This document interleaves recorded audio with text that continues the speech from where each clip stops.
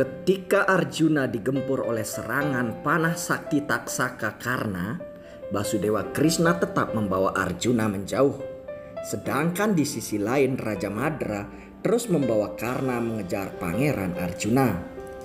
Sri Krishna mengatakan bahwa ia telah menemukan tempat yang tepat untuk membunuh Raja Anggakarna. Putra Radha terus berteriak meminta Arjuna berhenti dan bertarung dengannya. Namun Arjuna patuh dengan arahan Basudewa Krishna. Kereta Raja Anggakarna yang dikemudikan Raja Madra, rodanya terjerembab. Raja Madra diperintahkan agar segera mengangkat roda kereta, namun ditolak mentah-mentah. Karna lalu segera meletakkan busurnya dan akan segera mengangkat roda keretanya. Tiba-tiba Basudewa Krishna memanggil Raja Anggakarna. Kemudian Basudewa memerintahkan Arjuna agar menerima tantangan Raja Angga untuk perang di atas tanah beberapa waktu lalu. Karna segera berusaha mengeluarkan roda keretanya, namun beberapa kali upayanya gagal. Matahari sudah hampir terbenam. Basudewa memerintahkan Arjuna agar segera membidik panahnya. Arjuna ragu untuk memenuhi perintah Basudewa Krishna karena mengatakan agar Arjuna menunggunya sampai ia mengeluarkan roda keretanya. Apabila tidak dihiraukan, Raja Anggakarna dengan percaya diri mengatakan bahwa akan menggunakan senjata sakti Brahmastra untuk melebur medan tempur Kurusetra ini. Namun ia heran ketika beberapa kali gagal mencoba memanggil pengetahuannya. Basudewa meyakinkan kepada Arjuna bahwa ini adalah waktu yang tepat untuk menghabisi Raja Anggakarna. Basudewa Krishna mengingatkan Raja Anggakarna ketika kematian Abhimanyu karena menjelaskan tentang keputusan yang ia ambil waktu membunuh Abhimanyu. Arjuna mengingatkan bahwa matahari akan tenggelam 30 menit lagi. Ia mempersilahkan Raja Anggakarna untuk memanggil kembali pengetahuannya dalam 15 menit. Dan 15 menit selanjutnya Arjuna akan membunuhnya dengan senjatanya. Karena mencoba berulang-ulang namun tetap gagal. Kemudian Basudewa Krishna memanggil Raja Anggakarna serta menghentikan dunia seperti yang telah ia lakukan untuk menasihati Arjuna, Bhisma dan juga Guru Drona. Serta Krishna kemudian mengingatkan putra Kunti ini tentang kata-kata dari begawan Parasurama. Selanjutnya ia turun untuk menghampiri Raja Anggakarna.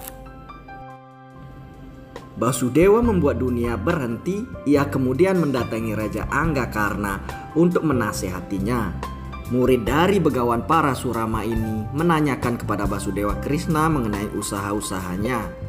Kusir kuda kereta Arjuna ini memberikan nasihat kepada Raja Anggakarna dengan kecerdasan dan pengetahuannya. Pengetahuan harus disertai ketenangan jiwa dan juga fokus. Selain itu, pengetahuan harus disertai nilai. Mencari pengetahuan harus disertai pengabdian, bukan sebagai ajang balas dendam. Raja Anggakarna masih belum bisa melupakan penghinaan-penghinaan masyarakat kepadanya. Basudewa Krishna menenangkan anak Radha ini dengan petuah-petuah yang sangat dalam. Basudewa mengatakan bahwa banyak sekali kemungkinan besar untuk Raja Anggakarna. Namun sayang sekali ia tidak menghabiskan hidupnya untuk mengabdi kepada kebaikan. Krishna juga mengatakan bahwa Karna ditakdirkan untuk mati di tangan adiknya sendiri. Karna mengatakan bahwa ia masih belum bisa melupakan kebaikan Duryodhana. Namun Krishna segera mengingatkan bahwa yang sebenarnya adalah Duryodhana hanya memanfaatkannya saja. Krishna juga mengatakan bahwa pembantaian di Kurusetra ini tidak semata-mata karena Duryodhana atau paman Sangkuni, melainkan akibat dari 3 kesatria yaitu Bhisma, Drona dan Karna. Basudewa Krishna mengatakan bahwa sekarang sudah saatnya untuk Karna untuk melepaskan diri dari ketidakbenarannya. Karena membenarkan Basudewa, ia mengatakan akan menerima perintah Basudewa. Bahkan ia akan menerima kematiannya. Kemudian Karna menitipkan salam maaf untuk Ibu Kunti dan Ratu Drupadi. Karna hanya ingin bertanya satu hal, apakah kekuatannya tidak ada artinya?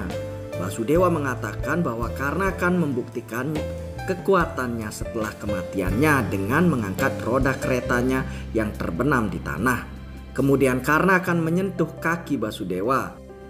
Krishna segera memegang lengan Karna dan memeluknya. Basudewa Krishna menjalankan lagi dunia seperti semula.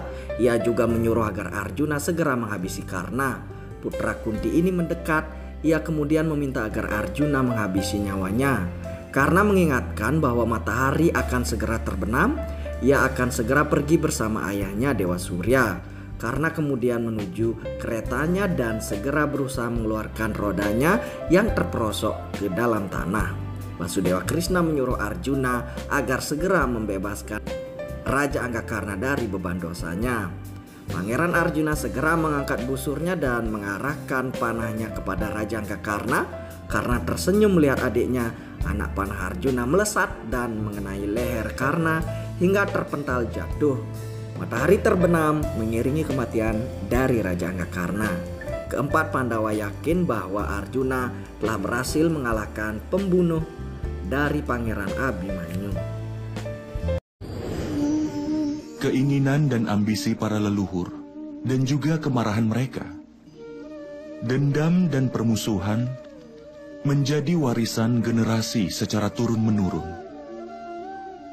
Orang tua berusaha memberikan yang terbaik pada anaknya, semua kebahagiaan di dunia ini. Tapi akhirnya, justru memberikan mereka beban.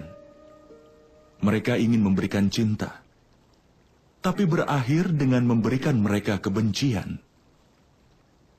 Pikirkanlah itu. Apa yang kau ajarkan pada anak-anakmu?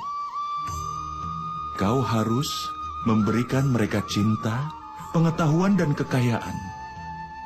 Dan apakah kau tidak mengajarkan pada mereka perbedaan dari hal baik dan jahat?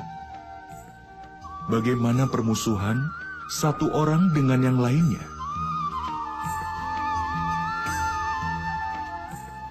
Apakah itu satu masalah? Bagi yang lain atau menjadi masalah seluruh bangsa? Jangan membuat keputusan karena semua hal itu. Bukankah membunuh, kematian, dan pertumpahan darah berasal karena semua hal itu?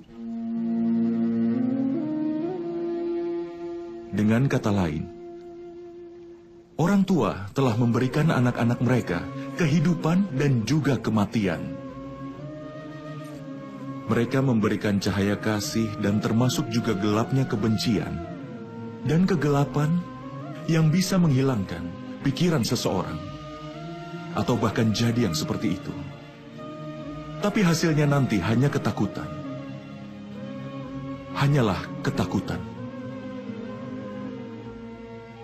Pikirkanlah itu.